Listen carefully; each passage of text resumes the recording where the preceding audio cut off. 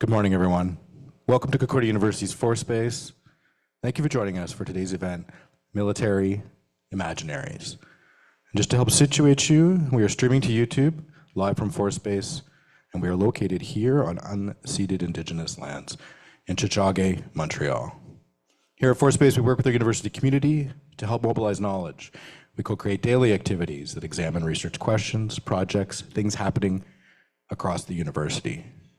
We're running today's event as a live stream Zoom meeting also. So those of you joining us on Zoom, we welcome all your comments and questions via the chat. We'll do our best to read those out at the end. For those of you here in the space as well, if you have any comments, questions, just raise your hand. We'll bring a microphone around so that everyone can hear. Okay, with that, it's very much now my pleasure. Pass the microphone over to, oops, sorry. Start that again. It's very much my pleasure to pass the microphone over to Professor in Communication Studies, Director of the Feminist Media Studio, Krista Lyons. Krista, great to have you. Thank you, Douglas. Hello and welcome to Concordia's fourth space for this really important event entitled Military Imaginaries that's been organized by Alexandra Martin, who I'll introduce in just a minute. Bonjour et bienvenue au fourth space de l'Université Concordia pour cet événement important intitulé Imaginaire militaire, organisé par Alexandra Martin, que je présenterai sous peu. La journée se déroulera dans les deux langues et n'hésitez pas à poser des questions en français ou en anglais. On tentera de traduire, de négocier la conversation bilingue comme on fait à Montréal tout le temps. The day will take place in both languages, so please don't hesitate to ask questions in French or in English, and we'll try to translate and negotiate as best we can this bilingual conversation. But before that, I'd like to begin our territorial acknowledgement by referencing a work by the Haida artist Raymond Boisjoli, which was included in an interesting exhibit entitled The Militant Image. And this piece of work was called Silent Transforming. It's a text-based work, as Boisjoli's works often are, with black text on a white background. The letters have been kind of digitally distressed to model what he called a prolonged decay. And the text reads, "Where we were is no longer where we are, and where we will be is not yet." Of this work, he says he's interested in the way something like colonialism can never be regarded directly, but only glimpsed in the specific mechanisms that come to impact colonized populations. And I begin with this work to acknowledge that beyond the real demands for restitution and repair in land-back demands, there's also a really vast terrain of images, of mediating processes, of practices and technological systems that need decolonization. These military imaginaries are imaginaries in the sense that they world the world for us, right? And they world the world for occupation. But they're also infrastructures and technologies, and they have devastating effects on the world we want to dwell in without occupying. So the conversation that we're holding today takes place on the unceded land of the Kanien'kehá:ka Nation. But as we think about the urgent and destructive military imaginaries at play in our world, we need to acknowledge also the dispossession and occupation of Palestine, and recognize the ongoing struggle for Palestinians who have an indigenous connection and right to their ancestral land. This conversation about the radical potential of image making and connectivity, I think, honors the demand to think of the broader atmospheres within which images are made and viewed, sat with, taken up, always in the specificity of space and bodily witnessing. Lorna Simpson says, "We were of a mind that you were never going to get permission to create the world you wanted to live in, but people of like mind were just going to go for it." The conversation today grapples with the world-making force of militarization and the counter-visualities and political aesthetics that work to create the world we want to live in. This project emerges out of the postdoctoral research of Alexandra Martin, work that she did on military simulations and the staging of war's very highly racialized cultural others. Alexandra Martin is an FRQSC postdoctoral researcher with the Feminist Media Studio, an artist and researcher whose background in anthropology and museology and sociology have served her and have really served to inform the really interdisciplinary dynamics of this project, which are in evidence everywhere in this exhibition. And I warmly welcome you to take a moment to visit at the lunch break. Before I hand it over to Alexandra to introduce our opening keynote speaker, Shimrit Lee, I'd like to acknowledge that this exhibition and today's conversation were made possible through the support of Concordia's Aid to Research-Related Events grant, the amazing work of the Fourth Space team and Feminist Media Studio as well as support from the FRQSC and SHRC as well. So welcome, Alexandra.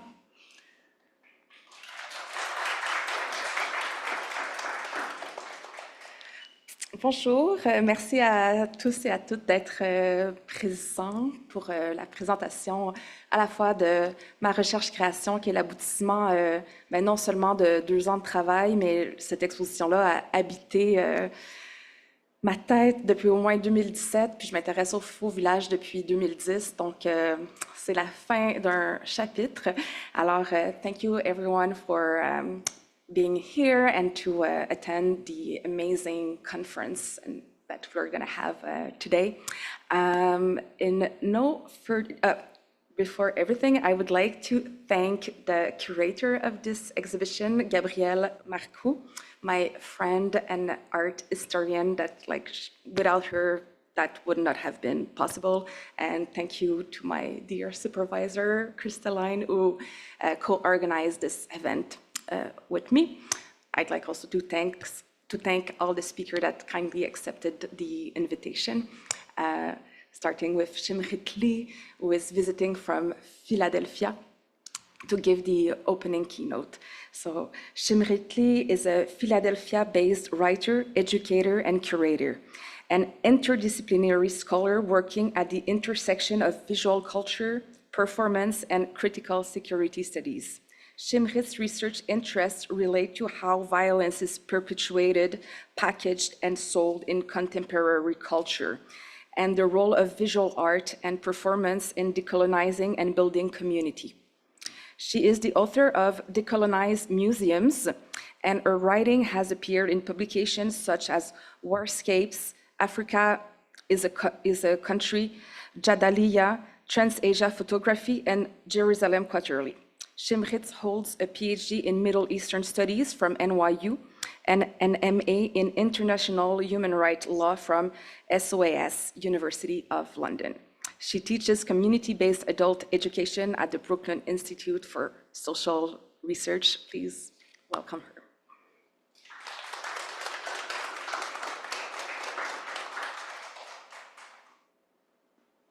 Hi, welcome. Thank you all for being here today. Thank you so much to Krista and Alexandra for this very generous invitation and introduction. I feel very lucky to be here with you all today and everyone watching online as well. I want to begin by presenting 2 visual archives to you. The first is an archive of death and destruction. Oops. Since the start of Israel's assault on Gaza after October 7th, local Palestinian journalists and regular civilians have used their smartphones to transmit images and videos of the aftermath of Israeli bombardment directly to our smartphones, creating an archive of Israel's systematic effort to eliminate the possibility of Palestinian life in Gaza, a genocide, in which over 53,000 people have been killed and some 120,000 wounded, and thousands of others have died and continue to die from disease, injury, hunger, and other indirect causes. And as of now, Israel has allowed a trickle of humanitarian aid into Gaza following a nearly 3-month total blockade, effectively using starvation as a weapon of war. You've probably seen these images just from the past week. A pediatrician who lost 9 out of her 10 children in an Israeli airstrike. And here on the right, the world watched as an Israeli airstrike hit a school, and this 5-year-old girl managed to escape, but her siblings and mother did not. And if you've been anywhere near social media in the past couple of years, I don't need to show you more photos like this. The barrage of shattered bodies, dead or starving children, cities reduced to rubble, a genre of image often hidden behind this now somewhat iconic sensitive content graphic. And I could give an entire talk just on the dynamics of this live-streamed genocide. The systematic censorship by Meta, the targeting of journalists by Israel, the way that this so-called smartphone revolution has cultivated new forms of solidarity and ways of bearing witness. But that is not the focus of my talk today. Instead, I want to bring your attention to a second visual archive, one that is inextricably tied to this archive of extermination, but one that strives to remain distant and sterilized. These two images demonstrate the capabilities of Extend, an Israeli company that develops semi-autonomous drones used by the Israeli military in Gaza to search for and gather intelligence on buildings and infrastructure. The company is known for using AI-powered algorithms to track and eliminate targets with deadly precision, to use the words of its CEO. And you can see in these images taken from defense websites this fantasy of precision. For example, on the left here, the mapping of the enemy's key facial landmarks known as face prints, the smooth integration of human and machine working together, and the digital mapping of the entire landscape, with each longitudinal line parceling the Earth into realms of distinction that translate into a matter of life and death for the population below, which of course is nowhere to be seen in these images. The archive of destruction and extermination transmitted from Gaza through our social media feeds day in and day out seems very far removed from the genre of the commercial advertisement, which, in Roland Barthes' words, are just a floating chain of symbols divorced from reality. And while it's tempting to dismiss these images as empty signifiers, I argue that this archive of arms advertisements form a unique genre, what I term the commercial war image, in which ideas of what constitutes security and insecurity are offered up as much as a commercial enterprise as a political one, helping to shape and often limit perceptions of reality when it comes to warfare and violence. And representations of security do not exist in isolation, confined to niche military journals or corporate websites. Rather, they contribute to a practice of security, which is enacted in sites, institutions, and counters that reach far beyond the corporate realm. And in my own research, I analyzed a diverse array of corporate promotional materials, product brochures, marketing videos, theatrical simulations staged at security expositions from both Israeli and American companies, paying attention to the overlaps in representational narratives used to sell these technologies of war. And by technologies of war, I'm talking about those most in demand after 9/11, including drone warfare that has enabled surveillance and control over civilian populations, unmanned aerial vehicles, or UAVs. Israel currently tops the market for UAVs. Technologies and techniques of urban warfare, such as those depicted in this fantastic exhibition, which I urge you all to spend some time with today, and militarized policing of any sort of dissent. The transmission of these technologies has taken place side by side with the doctrine of counterinsurgency, an approach that is not about winning large-scale battles like World War I or World War II, but more about digital control and destruction from afar. And as a state that maintains its existence on occupied land through constant counterinsurgency, Israel is a major producer and exporter of weapons, and profits are at a record high, not despite the assault on Gaza, but because of it. The same is true for US weapons manufacturers that supply arms to Israel, like Boeing, Lockheed Martin, General Dynamics, and so on. However, the argument goes that the Palestinian territories under Israel's control serve as a laboratory for certain types of technologies, which are first tested on Palestinians in order to market their proven effectiveness. So I apologize for the small script here, but this is a Facebook post by an Israeli defense tech startup who literally uses an image from soldiers in Gaza in November 2023 in order to market the ways in which their weapons are being used. In this talk, to back up, and yet, rather than simply a natural outgrowth of the country's experience with warfare and occupation, I argue that the success of Israel's security industry relies on active representational processes that transmit notions of security, insecurity, and images of what constitutes threat and solution. And it's always technological solution, never a political solution. And so in this talk, I want to touch on 3 of these representational processes or strategies. And I will conclude by discussing some strategies used by artists and activists to undo the logic of the commercial war image. I'll also discuss an exhibition that I curated that engages with some of these themes. Okay, so I want to begin by taking you back to the Cold War, specifically the 1970s, when we have the later stages of the US-led Vietnam War coinciding with the 1973 October War, also known as the Yom Kippur War.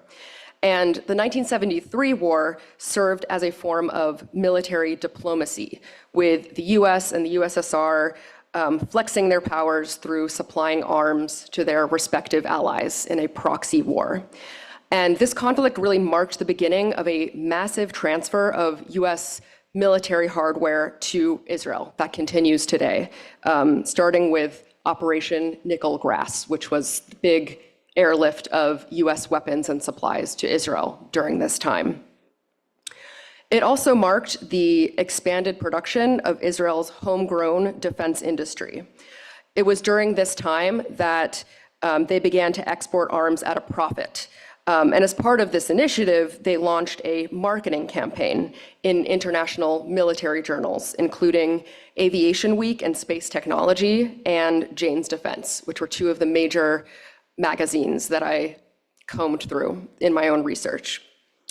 And in these early advertisements, Israel espoused a dual position. So on the one hand, they positioned themselves as a rising force in the global arms marketplace. And on the other hand, they really wanted to emphasize a unique nation brand, national brand. We can see this unique nation brand at work here. It's a little hard to see, but on the left, there are chess pieces that have different marketable characteristics of the arms industry. And here they use the word chutzpah, which is a Hebrew word for audacity, kind of using their unique audacity as a natural outgrowth of the country's experience with militarism and war. And of course, the Star of David imagery on the right. Many of the ads I saw use Jerusalem as this symbol to link the ancient past with the present, drawing upon biblical notions that depict the Jewish people as divinely chosen. Likewise, on the right here, this is the Bunting map, which situates Jerusalem as the center of the earth. And this is really kind of drawing upon biblical romanticism, both exceptionalizing Israel, but also selling arms to an American audience, which was very much invested in Holy Land fantasies at this time. So we kind of see this unique nation brand at work that incorporates religious imagery. And at the same time, many of these ads incorporated imagery and rhetoric that projected a desired alignment with the West, the so-called free world at this time. The exchange of weapons that took place following the 1973 war symbolized a larger ideological struggle between freedom and tyranny, as outlined in the National Security Council document NSC 68. President Harry Truman characterized the Soviet Union as a force of terror and a threat to the rational, peaceful, free world. And Israeli security companies really leaned into this rhetoric, kind of using this language of the free world in order to situate themselves as part of it, and really trying to produce themselves as a site for foreign investment, a capital in the global arms export market that was entirely dependent on support from the US and the so-called free world. But rather than focus on Soviet communism as tyranny or slavery or a grave threat to civilization, as put forth in that document by Truman, weapons manufacturers framed their wares through the language of freedom, peace, unity, and the absence of conflict. Already in the 1960s, US companies were framing their military equipment as ethical defenders of the citizens of South Vietnam, who they deemed to be under threat of communist aggression. We see this narrative forcefully projected in Boeing's ad for the Chinook helicopter, for example. Both of these are for the helicopter. The ad on the left was published at the peak of the Vietnam War and a few days after the beginning of Operation Crazy Horse, in which the Chinook played a key role in destroying the 2nd Viet Cong Regiment. The ad spotlights the Chinook's secondary role as a humanitarian deliverer of disaster relief, in which a child named Heavenly Flower is at first terrified of the giant flapping monster and then filled with joy. The helicopter is described as a bird of mercy who has, quote, carried as many as 107 refugees to safety from the rampages of nature and man, end quote. Rampages rather ironically raged from the cockpits of the same helicopters and other warplanes manufactured by Boeing. And another Boeing ad on the right here, published a month later, presents a photo montage of South Vietnamese villagers eagerly awaiting the sky dragons to save them from the entrapment of the communists. An even more common arms marketing strategy was the use of clear skies to ironically link the weapons industry of the free world to the absence of warfare and a brighter, peaceful future. In 1970, Vought Aeronautics used a full 2-page spread of an empty sky to frame its fighter plane as a peacekeeper, a weapon too strong to be challenged. As an unbeatable force, it is the fighter nobody wants to fight, as they put it. And as they claim, stationed around the world, the free world, it will keep a lot of peace. Over the next decade, this connection between peace and military hardware was a recurring theme. So you can see here in a Ramtech ad, Ramtech predicts clear skies ahead. Have these ads from Westinghouse. You get the idea. Following suit, Israel retrofitted their ads to fit within this theme. A 1978 ad for IAI, Israel Aerospace Industries, proclaims clear skies as a main header, and a 1981 ad, Israel military uses the clear sky rhetoric to argue that their weaponry keeps a lot of peace. On the background of a cloudy blue sky, they write clear skies, and Israel Military Industries helps keep them that way. Here, commercial war images from this time period omit or else reframe violent pacification through the euphemistic language of military order, including the frequent invocation of peace, a rhetoric that is especially sinister when considered alongside the role that Israel played in selling arms to some of the world's most repressive regimes at the time, including Guatemala's military regime, apartheid South Africa, the oppressive military dictatorship that ruled Argentina at the time, as well as in the continuous pacification of the Palestinian population under its military control. And here we have the Prime Minister of South Africa at the time shopping for arms in Israel. We must therefore consider what lies beyond the frame of what is readily visible in such marketing agendas. The image of clear skies foreshadows television coverage of the Gulf War less than a decade later, which was analogous to a weather report in which clear skies or clear weather was a sign that the Allies could increase their attacks. So just to jump ahead a little bit, in 1993, in the aftermath of that war, US arms company Raytheon published a series of ads spotlighting their Patriot system. And on the background of a clear pink sunset, they defined their challenge to keep the world at peace. Similarly, Lockheed Martin, whose rocket launcher is described on their website as playing a role in, quote, demoralizing Iraqi soldiers on the ground during Operation Desert Storm, published an ad in 1994 depicting two small children in a field gazing up at the sky.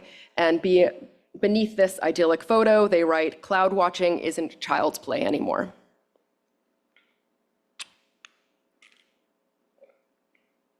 So on to strategy number 2. Jump to 1982.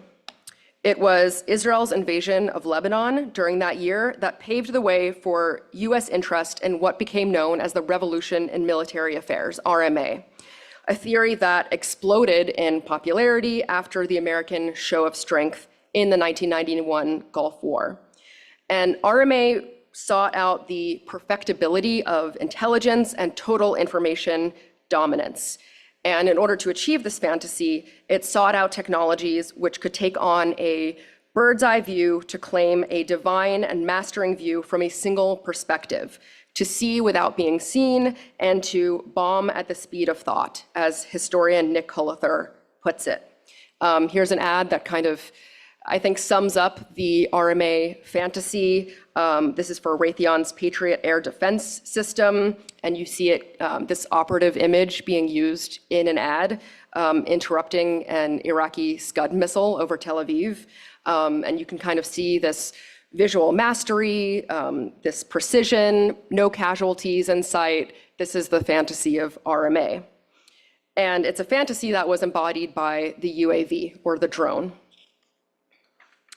And the full force of Israel's drone program was showcased in the 1982 invasion of Lebanon to produce a real-time battlefield picture that allowed for sensors, command and control, and shooters to operate as one orchestrated whole.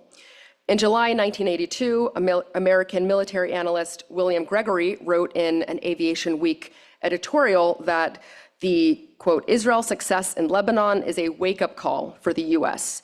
And he went on to praise Israel's investment in remotely piloted vehicles.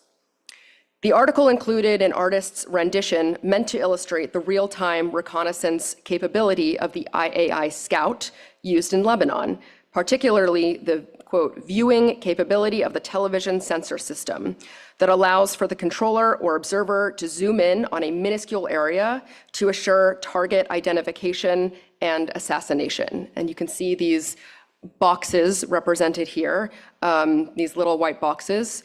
Of course, there's nothing inside of them. It's terra nullius, no man's land, erasing all human and non-human life within.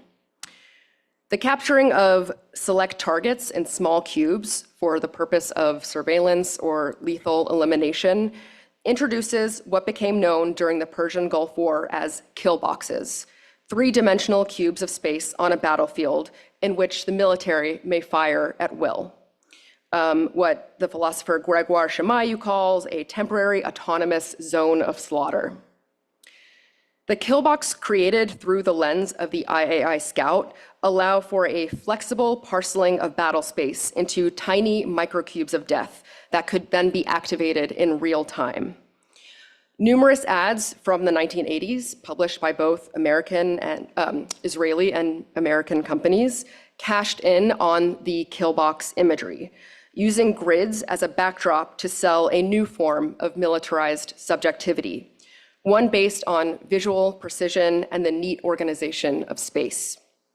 So for example, El Op, a private Israeli company specializing in commander site solutions, published a number of ads at this time in Aviation Week to market their heads-up display, or HUDs. Depicting a grid superimposed on a rainbow, they write that their HUDs provide combat pilots with accurate, clear vision and a display of critical information without having to look down. American companies followed suit. US-based Ramtech presented a montage of colorful aerial views of a landscape gridded by white lines marked with latitudes and longitudes. The text below advertises their system's ability to zoom, pan, flood, and a lot more for a lot less. And so this is really the total information dominance embodied in RMA. And you can see the tiny caption in the corner explains that the single red pixel represents an area of thermal activity, i.e. human presence.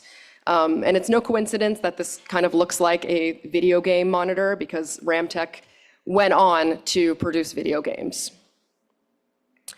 Perhaps the most visually compelling ads that I found were produced by American arms companies Rockwell International, all of which employ grid imagery. In a 1982 ad, the company markets their microchips and laser systems with an image of an open hand beaming energy into a grid behind it. In another ad from 1984, they visualize war as a 3D chessboard with their technologies on land, air, and sea being major players.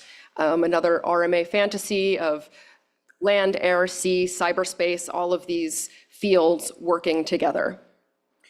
And a 1983 ad transmits a string of signifiers, technology as strength and as patriotism, symbolized in Lady Liberty. And this also reflects the aesthetics of the time. These really look like sci-fi covers from the 80s as well. Once again, foreshadowing the spectacle of the Gulf War less than a decade later, which was fed to American television audiences as a high-tech, clean war, the ads from Rockwell signal a repression of the human cost of war and push instead for a view of the Earth as knowable, as a seemingly empty space to be mapped, studied, and conquered. The logic of the kill box is tied to the principle of distinction, the legal obligation to distinguish between combatants and civilians. In 2003 and 2004, Lockheed Martin, one of the big three weapons makers who cashed in on George W. Bush's war on terror, printed a number of ads in Aviation Week. Published in the midst of the US urban combat campaign in Baghdad, both of these ads market the precision engagement of the company's net-centric systems, the one on the left by presenting a hazy cityscape with markers specifying the close proximity locations of a market, an apartment complex, and a missile launcher, the latter being the target at hand. The text celebrates Lockheed's ability to engage the right targets by turning data into knowledge and knowledge into action. The ad on the right from the next year presents the same capabilities within a rural environment, seen through the lens of night vision technology. Though seemingly devoid of all human presence, the arrows distinguish bad guys from friendlies. These commercial war images sell a subjectivity of distinction, whereby civilian and combatants can be neatly separated even in dense urban landscapes. The enemy does not exist in human form, but rather becomes a label to either eliminate or spare with a swivel of a joystick or the click of a button. And consider these two ads from the same time period. On the left, an ad for Lockheed's remote sensing system with an image of a clear overhead view of what looks like a public park. So whether in Iraq or on domestic soil, Lockheed's overhead systems promise, quote, higher resolution for the highest cause. The ability to see in the highest resolution is again presented here on the right in this ad of an eyeball whose visual abilities are seemingly enhanced by Lockheed's systems. The message, our warfighters must see first, strike first, and come home safe, relays the military value of preemption, as well as this corrective relationship between humans and technology. And today, when death is portrayed in commercial war images, it takes place in isolated kill boxes. So, for example, in a video that spotlights IAI's Green Dragon kamikaze drone, targets are represented by mannequins in a desert who are swiftly destroyed.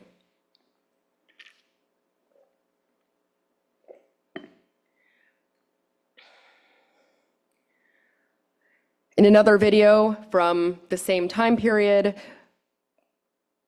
two enemy combatants are also in an empty desert, standing alone in a kill box before you see a drone silently plummet towards them and the screen turns to static. And paradoxically, these precise and ever-shrinking kill boxes that are marketed in corporate ads since the 1980s is accompanied by an ever-expanding concept of what constitutes battle space. So during Operation Desert Storm in 1991, for example, each stationary kill box comprised an area equaling the size of New York City. And likewise, the IDF has defined all of Gaza as a kill box. Even designated safe areas may be attacked under the justification that Hamas operatives may be present. And they explicitly use terms like this. So in particular, Israeli troops use the term kill zone to refer to the perimeter around Gaza, a raised buffer zone where anyone who enters automatically becomes a target to be eliminated. And this space accounts for over 15% of Gaza and 35% of the entire agricultural land. And keep in mind, people are starving, and so they want to go to this land to pick edible fruits, but by doing so, they become a target. And the result is a death zone of enormous proportion.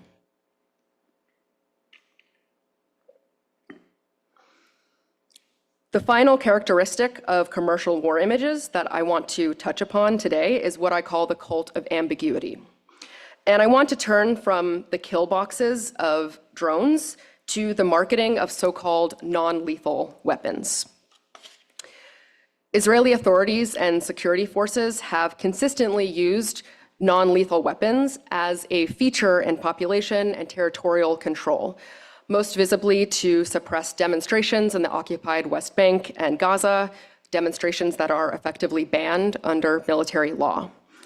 Often referred to as crowd control technology or anti-riot equipment, the family of non-lethal weapons includes tear gas, electrical stun technologies, kinetic impact weapons like beanbag rounds, and rubber bullets. And newer and less well-known non-lethal weapons include the skunk, which fires a foul-smelling liquid from truck-mounted water cannons, the scream, an acoustic system that creates sound levels that are unbearable to humans, and the stun grenade, which emits a wave of heat, light, and sound intense enough to cause temporary blindness and deafness. So although these technologies are labeled as non-lethal or less lethal, they have proven to be capable of inflicting serious damage and even death. Through an analysis of web-based promotional material of Israeli companies in the business of riot control, as well as my own observations carried out at security expositions from 2014 to 2017, I found that instead of emphasizing a distinct Israeli brand of counterinsurgent policing, private Israeli companies market these non-lethal weapons by placing them within a hyper-reality that is depoliticized and deliberately ambiguous. So marketing videos for non-lethal weapons generally begin with vignettes of aggressive mobs, not meant to generate actual anxiety, but rather to form a generic fear prototype, devoid of all political meaning.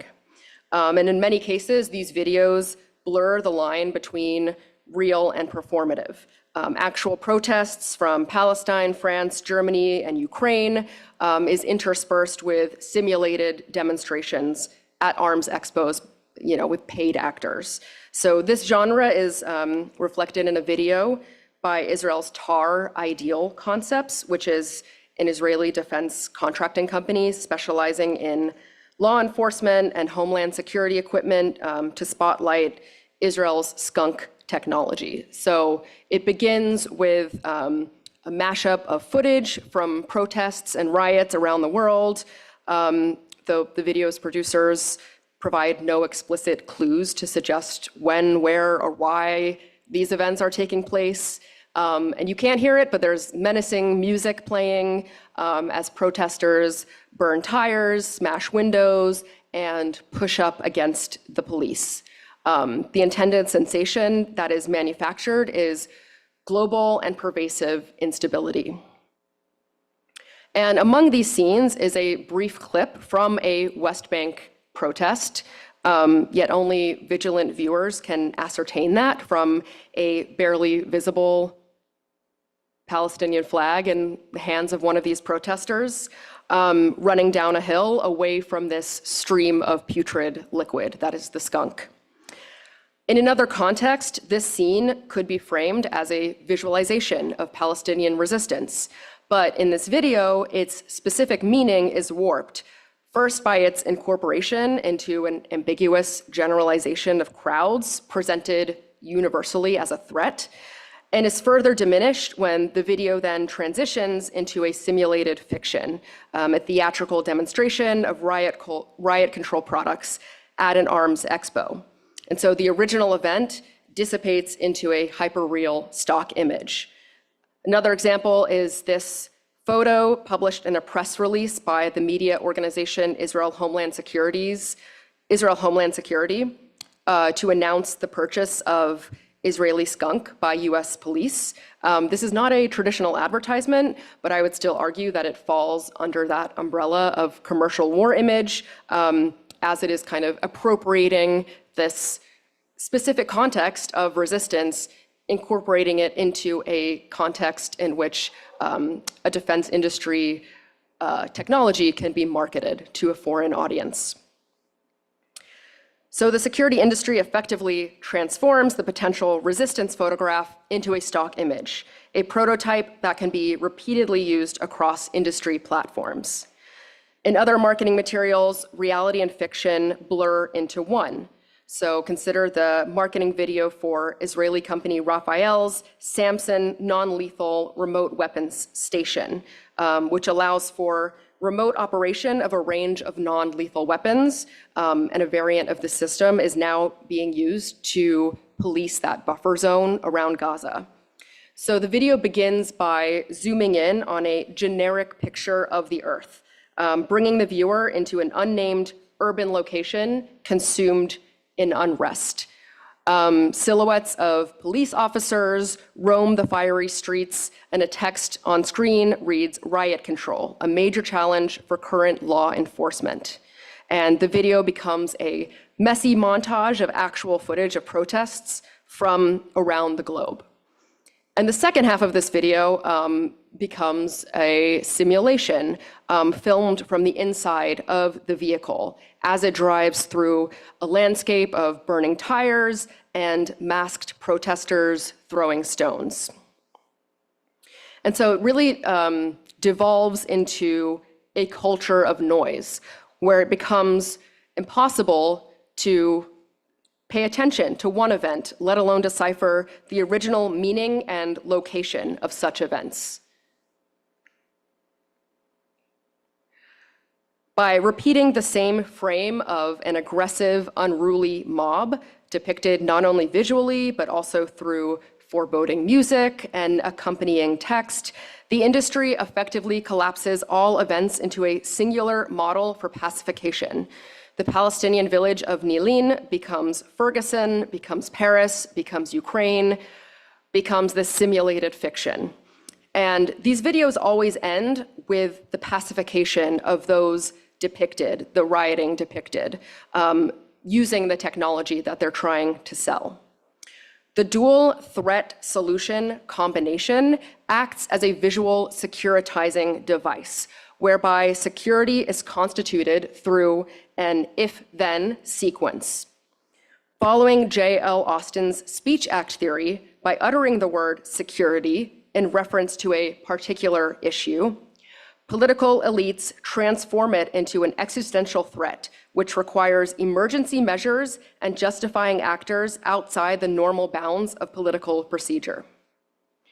An analysis of marketing materials produced by the security industry can demonstrate how a speech act can be used by the private, profit-making sector to make claims about security and offer solutions to insecurity.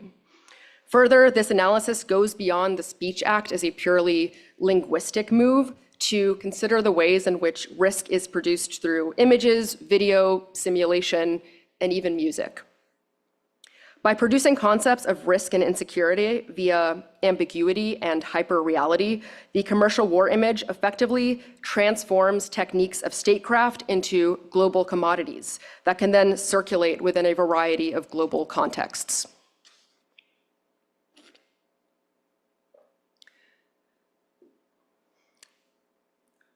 If the commercial war image works to disassociate images from their original contexts, the deluge of photos and videos from Palestinians on social media posting about the horrors of genocide in Gaza represents an active mode of association. This forceful witnessing, which encompasses not only scenes of devastation and mourning, but also moments of resistance and even joy in everyday life, fall into the genre of what Nicholas Mirzoff calls counter-visuality. Tactics that aim to dismantle the visual strategies of the hegemonic system.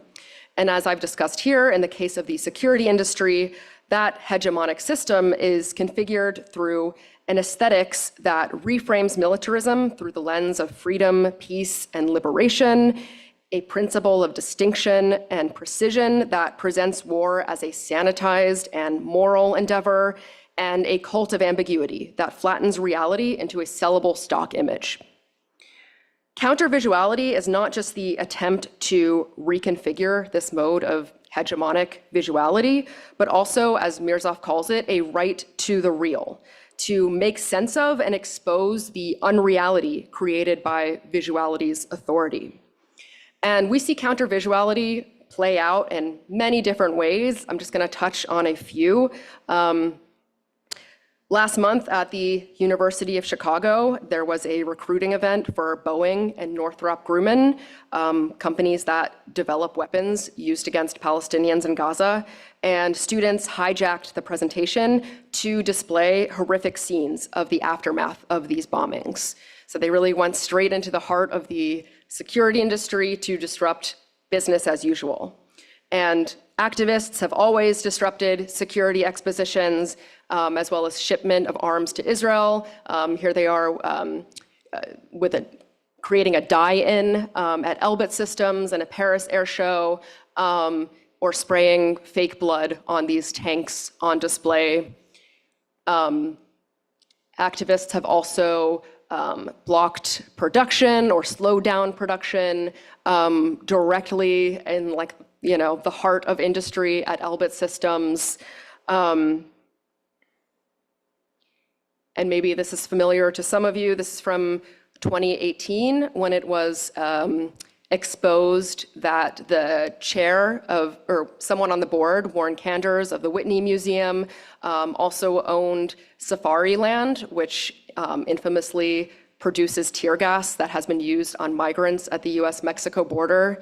And so activists in Decolonize This Place used methods of montage and collage to kind of expose the association of the art world with the arms industry, these worlds that are seemingly very separate, and yet if you look a little bit deeper, you can see the financial ties under the surface. And so these posters were all over New York City at the time.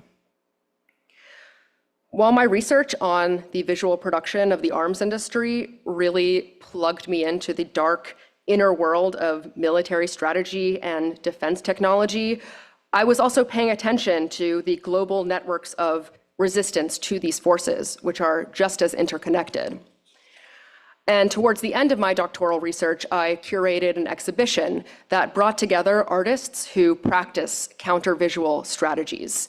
And I collaborated with Heckler, a transnational artist collective to curate the exhibition that we termed Clear, Hold, Build.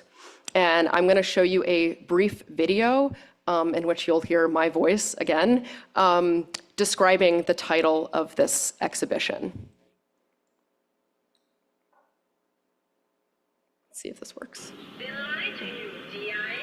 You know you cannot win this war. Your rich leaders grow richer while you're dying in the swamp, DI. They will give you a medal, DI, but only after you are dead. Your government lies to you every day, poor soldier.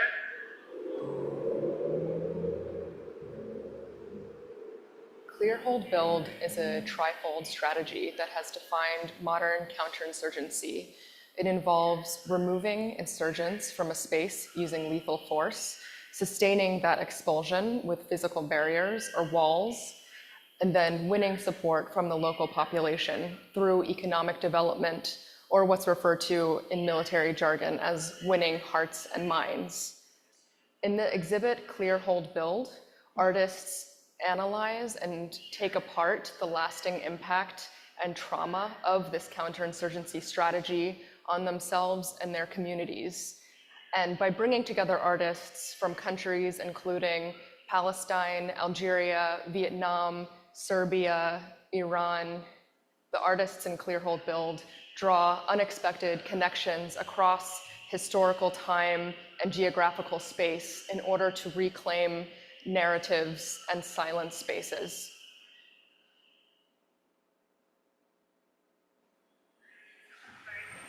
Your struggle is also our struggle, for we recognize that our common enemy is U.S. imperialism.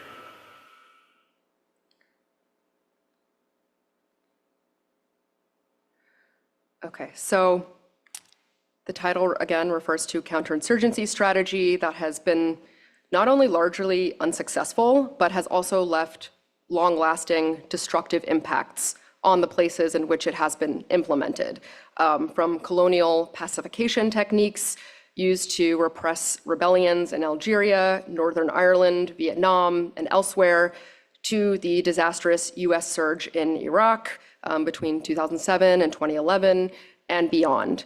And so the artists in Clear, Hold, Build have all been impacted by these policies and technologies of control. And I just briefly want to touch on a selection of pieces from the exhibition. They lie to you, DI. If the security industry has historically relied on the circulation of repressive strategies and technologies to repress anti-imperialist, often communist revolutions throughout the global South, and reframed this repression through the rhetoric of peace, humanitarianism, even liberation, the work of the Propeller Group in Clear, Hold, Build points to a different type of circulation, that of solidarity. In their piece, Counter, Counter, Counter, the group reproduces a pamphlet written by the Viet Minh, urging French colonial troops brought to Vietnam from the colonies of West and North Africa to recognize the interconnectedness of their struggles. And the pamphlet says in Arabic and French, lower your weapons, don't pursue this useless struggle any longer. Counterinsurgency has been metaphorically compared to ink blots, but here the group uses literal ink blots to communicate resistance across physical and linguistic divides. The ink bleeds through the pages of the pamphlet, exposing a palimpsest of previous messages. And so beyond the binaries of insurgency and counterinsurgency, the layers of ink form a third space, that of imagined solidarity between colonized people. A component of counterinsurgency strategy involves gathering detailed information of the population and the topography, creating an archive of control. And a number of artists in the exhibit appropriate the technique of archiving to challenge this practice. So during the Algerian Revolution, the French colonial administration forcefully displaced rural populations into military-controlled regrouping camps in order to weed out national liberation fighters. propelled by that same logic of distinction that we saw in commercial war images that neatly divide the world into civilians and combatants, rendering a fantasy that segments the earth into kill boxes. Algerian artist Samia Henny's work, entitled Discrete Violence, uses archival records to expose the cruelty and suffering unleashed by this forced displacement. And she appropriates archival records and public media drawn from state-generated propaganda and media reports in order to tell this violent history. Finally, if the commercial war image relies on a cult of ambiguity to flatten or entirely excise the human impact of the security industry, Palestinian artist Khaled Jarrar uses his body to reinscribe a human trace into the sanitized space of the international arms trade. And the exhibition featured documentation of his performance staged in October 2018 titled Blood for Sale, in which he sold vials of his literal blood on Wall Street, priced to match the stock value of America's 15 biggest defense contractors. And he did so in Wall Street, in the financial district, the epicenter of disaster capitalism, where buying and selling stocks in the arms industry, even in the midst of a genocide, is business as usual. Finally, many of the artists touched on the commodification of counterinsurgency technologies through transnational networks. And I collaborated directly with Serbian artist Vladimir Miladinovic, whose Archive of the Unmanned is a hand-illustrated collection of covers culled from Aviation Week and Space Technology magazine over the last decade and a half. And because he's from Serbia, he was particularly interested in looking at ads that depicted drones used within former Yugoslavia, originally for humanitarian missions and later equipped with lethal capabilities. The images themselves project a militarized fantasy of futuristic security dissociated from human control and impact. But these illustrated reproductions reinscribe the human touch, forcing us to think about the violent impacts of these technologies for sale. And here, art plays an interesting role in breaking down the wall of disavowal at the heart of the commercial war image, interrupting and rebuking their false promises of peace, security, and progress, and laying the foundation for a new aesthetic order, one based on collective liberation and a free Palestine. Thank you.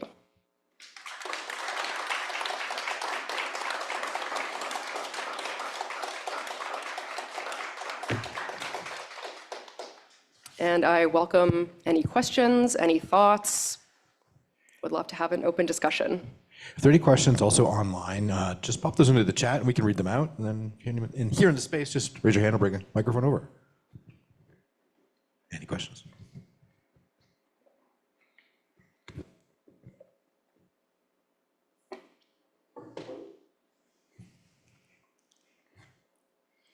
Hi, thank you so much for that talk.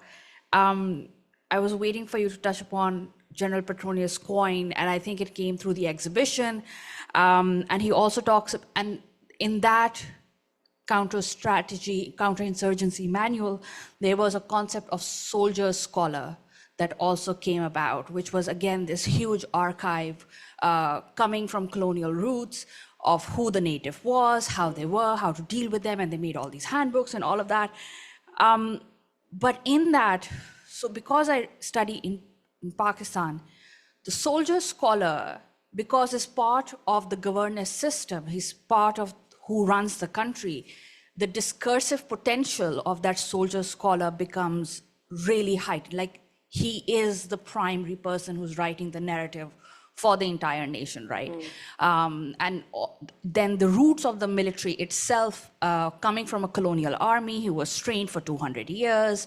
And so I would be interested to know your thoughts on how the soldier scholar is putting forth these ideas in those commercial manuals, but also in how to deal with the native, and how does that present itself through these archives that you have been studying, right? So the role of the soldier scholar base. I don't know how clear that question is. I hope it is.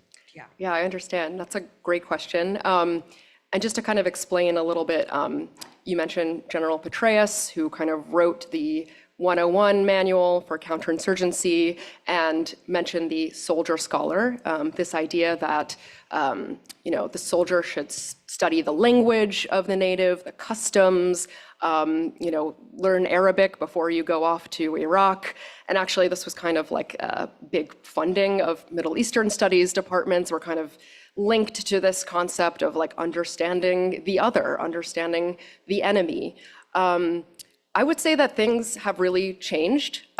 Even the term clear, hold, build. I think this build aspect of kind of we're going to go in, establish governance, we're going to be seen as the good guys. That's not really happening in the counterinsurgency that we see today, which is really taking place at a distance. There's really no interest in setting up institutions or government structures within the population. It's more about destruction and ethnic cleansing, at least in the case of Gaza, where if there is rebuilding, it's going to be by Israeli right-wing governments afterwards for their own settler population. They're not really invested in kind of, creating Palestinian-led institutions. Even if they were, that sort of humanitarianism is obviously part of a violent strategy as well. And so it's interesting that you brought that up because even hearing my voice describing clear, hold, build, I really am thinking, build is no longer on the table as far as I see it. It's, I think AI has taken the place of intelligence as well, working alongside of these distant soldiers. And you no longer have soldiers who are studying the language. You really have AI combing through messaging apps, images, listening in on phone calls. And so there's not really a concept of the soldier scholar as much anymore, at least from my perspective. Mm-hmm. Thanks so much. This was such an interesting presentation, and what an amazing archive that you went through. I kind of had a similar question to Rojas because I was thinking about the fact that there was a time when area studies was part of the kind of apparatus of military knowledge, and it's certainly part of what Alexandra is trying to mine in these like mock villages. And here you're really emphasizing in the marketing materials the kind of replicability and like universal applicability of these different technologies in these different locations. And yet there's still a kind of racialization of the targets, right? And certainly as they become marketable to different contexts, especially in the US, there's a whole language of who the target of counterinsurgent work is. So how do you see that shifting in terms of the ways in which kind of racialized knowledge and forms of cultural othering and violence are targeting particular bodies, but also showing kind of applicability across contexts? So there's a kind of generalization and yet also a continued typification of who the insurgent subject is in a particular way. How are you seeing that operating? Yeah, I mean, I think you kind of summed it up in that there's two things happening at the same time. And when I went to some of these security expos where they had staged performances of like protests, for example, the subjects who were protesting were usually brown people or people who sort of looked vaguely Arab, which was something interesting, I think. And yet, in a lot of these commercial war images, you don't really see the enemy or the people being pacified. It's just sort of, again, a stock image that's kind of replicated across the globe, trying to communicate this just global pervasive instability that's not always explicitly racialized, I think. You can't even see people's faces a lot of times. A lot of times it's like mannequins. which is like styrofoam mannequins being blown up. So it's like the racialization gets taken away alongside the humanity of the enemy, ironically. And yet sometimes, like in these security expos, the actors do seem to be racialized. In very early Cold War ads too, there was a lot of Orientalist discourse as well, like very racist imagery that I didn't even want to include here, of kind of like the natives like attacking a plane. I remember that one. You kind of see that disappearing around the 80s with the explosion of the UAV onto the scene. But really, it's interesting that I think we don't see that much within the commercial war image today. It's very much flattening out both racialized characteristics and also humanity as a whole.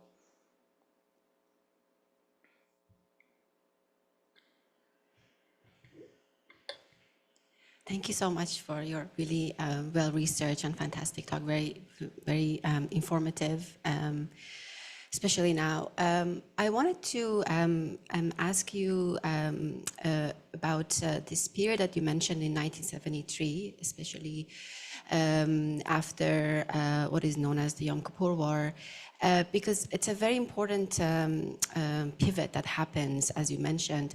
And what also happens is what happens in the, let's say, global energy markets, right? It's after the oil embargo and the increase of price of oil for a lot of the Arab countries in the region. And I wanted to ask you about what happens in terms of what is kind of like termed as petrodollar recycling, this idea that what happens is that a lot of the American weapons manufacturers, they start selling these mass weapons and military back into the Arab states of OPEC in particular, and as a way to recycle that increase of oil revenue. In a way, I wanted to bring forward this notion, like the role of energy in the military complex, because these jets need fuel to fly, right? And that, like, like in your research, have you kind of like done any mapping of the energy grid that is required for jets flying and whatnot? So, yeah, I wanted to bring this question around the undercurrent and the underbelly of the military, which is energy. And yeah. Thank you Thank you so much. bringing that up. It's not an explicit focus of my research, but I will say the timing, 1973, is no coincidence. Before then, France was a major supplier of weapons to Israel. But at that time, they switched their allegiances because of the oil embargo and stopped their supply of weapons to Israel in order to maintain their allies with other countries in the Middle East. And this is where the US stepped in order to supply weapons to Israel, which they currently do as well. And so it's completely tied to the history of oil production. And on a second point, the military, US military, I believe, is the greatest burner of greenhouse gases. Like the carbon footprint is absolutely enormous. I did actually look at one of the marketing techniques that I looked at was environmentalism, specifically when it comes to marketing tear gas. They were kind of saying, oh, it's clean, it's energy efficient. It was one of the selling points for the non-lethal nature of the tear gas, was this use of environmental cleanliness, which I found to be really dark and interesting.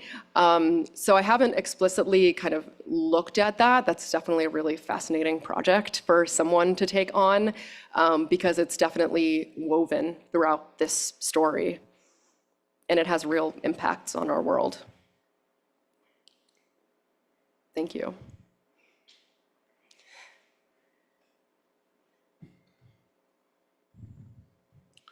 Thank you for the very good presentation, very thoughtful research on the history of the military marketing. I want to ask you about how to envision fractions of the establishment in the military, like competing fractions with competing programs. And so Of course, right now there's a shift in counterinsurgency to what has been called by some scholars like governing for above or governing from the sky, with like kind of elimination, search and destroy strategies, largely automatized with AI and UAVs.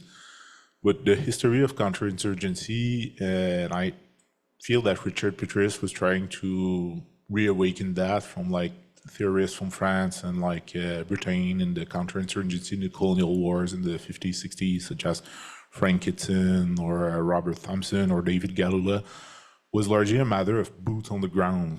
You cannot envision to win the counterinsurgency war without not very fancy and expensive and intense like technologies, but rather a lot of boots on the ground, trying to do the nation building and to conquer the hearts and minds of the inhabitants. And I kind of see that large armies in the Western world have abandoned that, and that kind of fraction of the establishment in the military has kind of lost the ideological war, especially with the results of the war in Iraq and in Afghanistan. That was a total demise after about more than 20 years of conflict. So right now they settled kind of for insulation and a kind of like big bubble of technologies trying to insulate themselves from various threats, and this having also an effect on the crowd control tactics and maneuvers of the militarized police in the protests and the riots. With the Ukraine war and the coming again of like a kind of neo-Cold War with maybe China or Russia or like reveling superpowers with intense like intensity, high intensity conflict with like classical maneuvering, they kind of have settled back for just having a kind of insulation. And I see that a bit in the Golden Dome of the Trump administration and Mark Carney of Canada saying, yes, we kind of want to be part of that. And historically, there was a frame of opportunity for activists and organizers to kind of like combat that idea that Canada will just take part in US like imperialism plans. And so we did not take part in previous, for example, operations in Iraq in 2003 because of large protests at the time against the Bush administration. And we did not take part into the like missile defense of Star Wars in the Reagan era and stuff. But right now, this idea seems to be gaining traction largely because of a narrative of having rivaling superpowers, such as like Russia or China and so on. And at this point, there's a kind of like crux of like, there's like struggles which are very morally clear, I find, such as stopping the genocide in Gaza, and that are really blatant, like ethnic cleansing. But then there are struggles in which, when you go into public space, they will combat you with narratives of like, yeah, but you want to defend democracy in the world against China or Russia, right? Or maybe, I don't know, some conflict of nuclear intensity between Pakistan and India. And then most people will be, yeah, it's a matter of security. Then the first part of your presentation on the narrative of peace, freedom, and defending kind of the civilization will be kind of difficult to get traction with like countering narratives and countering demonstrations. I would like ask you humbly, what are your opinion about how we can like kind of combat those like narratives of neo-Cold War and like geopolitics? I mean, I think it's interesting that you are making that connection between the rhetoric used today among global superpowers and what I touched on of the rhetoric of the free world. I think drawing attention to the emptiness of those myths at the time kind of can translate to today. I also think that one strategy I didn't really talk of is this idea of techno-utopianism and techno-optimism.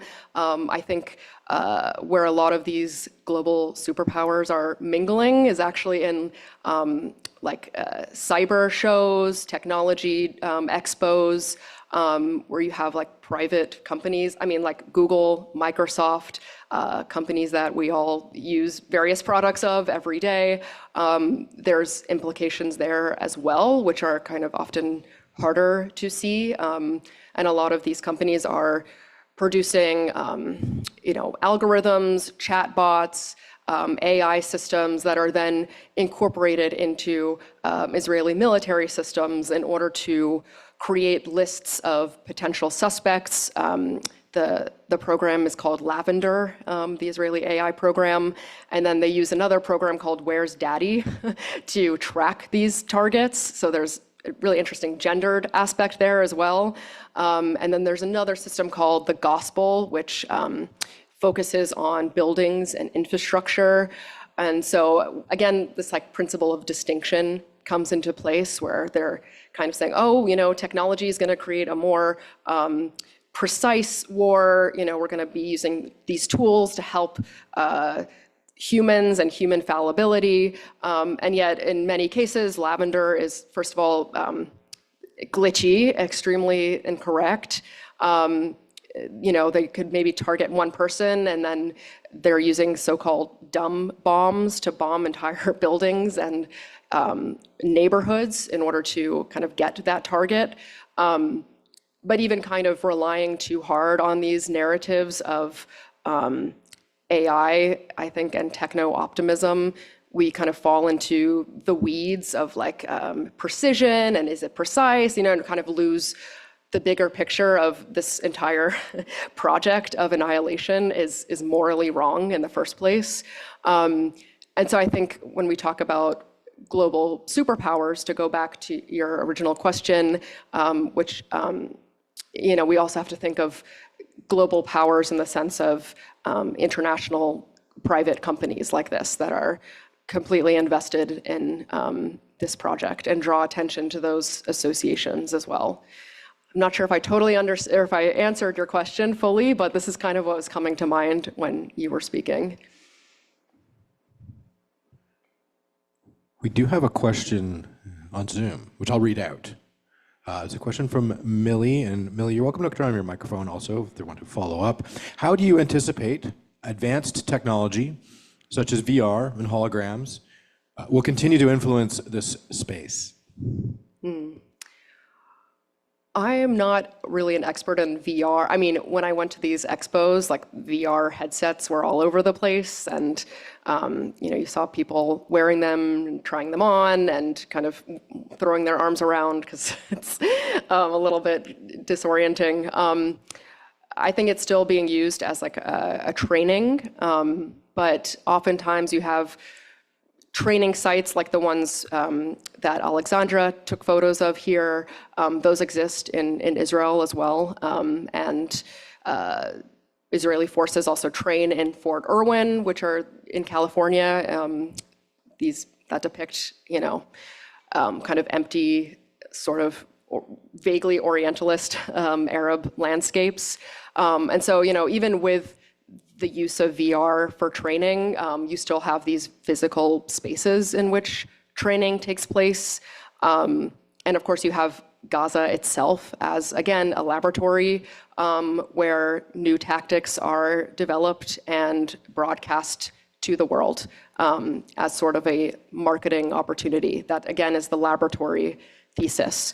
So I don't know specifically about like the future of VR, but I would guess that it kind of works in concert with these other forms of training.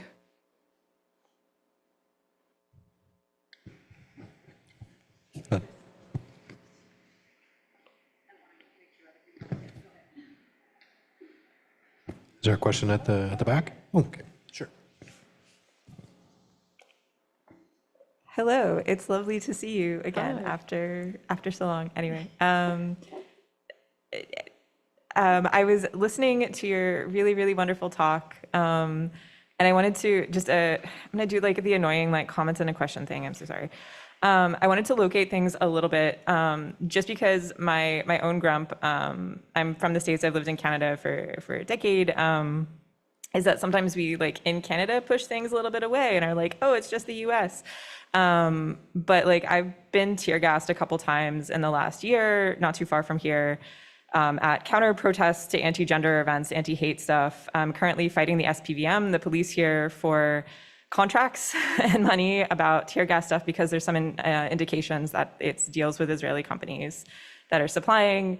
They don't want to provide it. I have the feeling we're going to go to court again. All of this to say is this is an invitation versus a question, because there are so many hours in the day. There's only so many things you can study. But I was thinking about policing and how there is this reconfiguring of space of this over there as I'm sitting next to these really incredible images, right? That this militarization, this racialized sort of over there, that there's something happening with the collapsing of that space, as well as this increasing militarization of police, as well as images that are circulated in the media that are then used to justify the purchase of these weapons. That's like not an ad, but feels like an ad.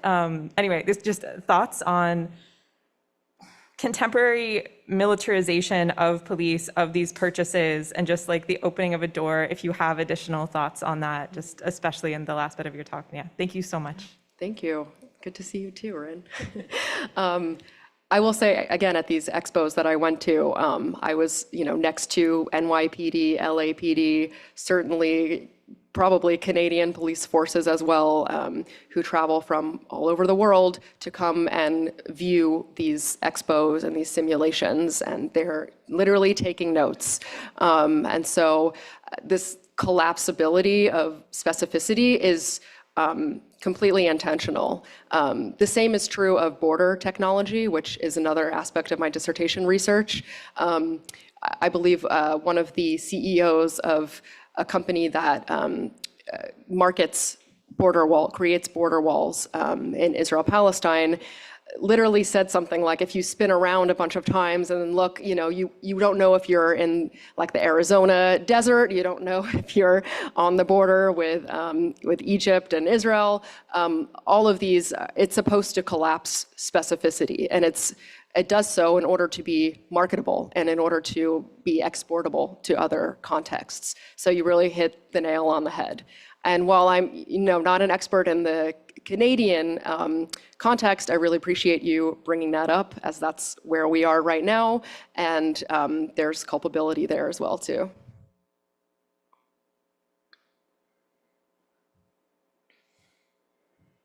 Do we have any more questions in the space or online?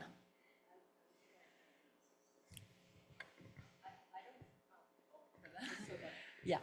I don't know if you saw the recent interview with E.L. Weissman about forensic architecture's work with the ICJ in Palestine, but it was to try and go back to the things that you ended with, which is the counter-visual strategies and what we do in the face of the contemporary kind of war image and the war machine. And one of the things that Weissman says in that article, which is a really brief article, but it's like the scale of this means that the forensic architecture's methods don't work, kind of like uncovering the one building where the stray bullet went into the, doesn't, it can't even come close to approximating. And yet they're still working on this because they say it's a genocide. We're going to try and support the ICJ. This is actionable work that we're trying to do. But the tools of forensic architecture don't really work on this scale. And so I wonder what you think about the ways in which counter-visual strategies, which have been used to address the kind of precision targeting, the work that, and the surreptitious work that police are doing and using tear gas, the kinds of other things that they're uncovering in the kind of political work that they're doing, how that operates in the scale of this kind of blatant, indiscriminate violence. And, zero accountability. I mean, there's accountability by protesters and by the kind of work that's happening, but it's not as if the companies that are marketing these materials are held accountable for the kind of destruction that they're doing as well, right? Yeah, and I think the scale and speed of destruction and death, I think it's hard to keep up with. And I also think that forensic architecture, the work of people on the ground who are witnessing this using their own phones and video cameras, I think that is kind of enough proof, in a sense, of what is happening, the annihilation, and people are paying attention to that. I think that oftentimes the work of forensic architecture, it's very specific. They're kind of using the tools of forensics, of architecture, of legal theory to construct a picture of reality, and I almost feel like it's not really even needed in this scenario in the genocide right now. If it is needed, I think it will happen in the future once this is over, and we're trying to construct a more thorough picture of what just happened and who exactly is culpable. I looked at the work of forensic architecture specifically when it comes to tear gas, because they created this algorithm that identifies tear gas canisters in various protest footage. And in doing so, kind of, they could identify, oh, this is specific tear gas from this American company, CSI. So I think it's interesting in that they can kind of create those connections to the corporate transnational world by using this technology. But also, like, the same sorts of technology are being used by programs like Lavender and Where's Daddy, right, to kind of identify objects like guns, which are often, again, incorrect, glitchy, focuses specifically on certain demographics, like they're looking for bearded men of a certain age. So I think that these tools of forensic recognition can kind of be used in both ways. Like, they can be used as a form of state violence. They can also be appropriated as a way to track that state violence, which is what forensic architecture does. And I would be curious to know kind of their work going forward. I think right now, like I said, it's a little bit too chaotic and fast, and we have a lot of information coming from the people on the ground. So I do wonder how they would appropriate those tools again to do even more mapping and truth-telling.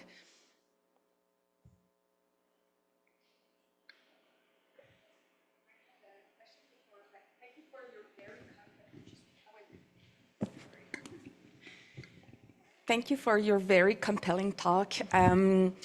I have a question. So as an artist, a curator, and also in your thesis, how did you navigate the tension between, okay, I really like the definition of like counter-visualities, like not only like taking this image again and showing them again. It's like really like, as Stuart Hall would say, like subverting the sign. But sometimes I feel that by wanting to critique these images, like counter-visualities, like there's ethical challenges and danger of just reproducing what we want to critique. So I was just wondering, how did you navigate these tension, either in your thesis or in the exhibition, Clear Whole Build? Yeah, I mean, I think I'm still asking myself that question, even putting together this presentation, how much death and destruction do I want to show? You all have seen images on your own phones. Is it necessary for me to show that here? But also, I do think it is necessary to a certain extent, because I am also showing a lot of photos that are produced by the state or produced by security industries. So I think it's a constant negotiation, and I don't have a clear answer. I really think the answer is just to constantly question, like, is this necessary? What is this showing? What is the context that I'm going to provide? I think that is really important, like the message behind it with Clear, Hold, Build too, like thinking about wall text. We also had a number of events within the space and performances, which gave even more context to those images. So, again, if the security industry, if the state is trying to flatten that context and make it ambiguous, it's up to us to continuously and forcefully restate that context and have a really clear moral compass of what is right and what is wrong. We have time, I think, for one last question.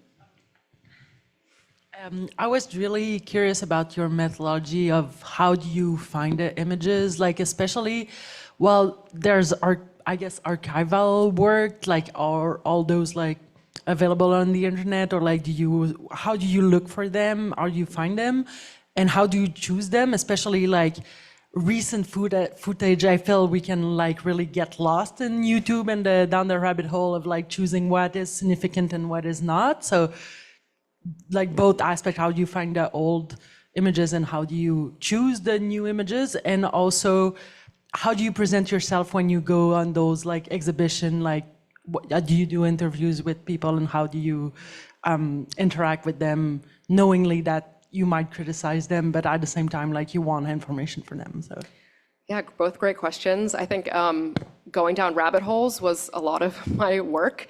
I spent time at the Omega Research Institute in Manchester, England. They collect a lot of these print archives from military journals.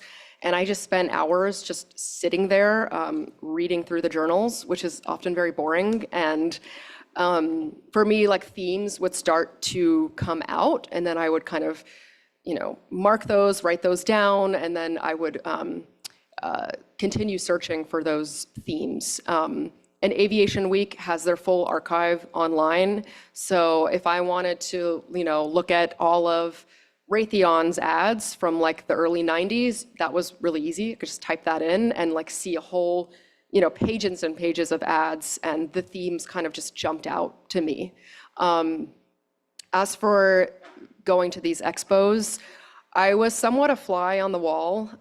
If I did speak to people, I would just say I'm a researcher. I study technology of war, which is not a lie. It's not the full story, but they were very happy to speak with me and kind of show me around. There are different pavilions. It's almost like a World's Fair of modern technology, and so they were very open. And obviously, I'm privileged. I'm like a white woman with an American passport, so I felt like I was able to do this, whereas others might not be, so, might evoke more suspicion. But I kind of laid low a little bit. I didn't befriend anybody. I just, got my information and took my photos, observed the performances, and then I was kind of out of there. It wasn't really the most fun place to spend time.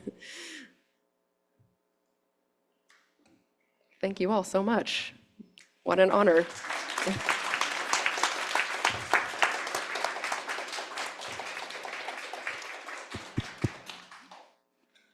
Thank you, Shimrit.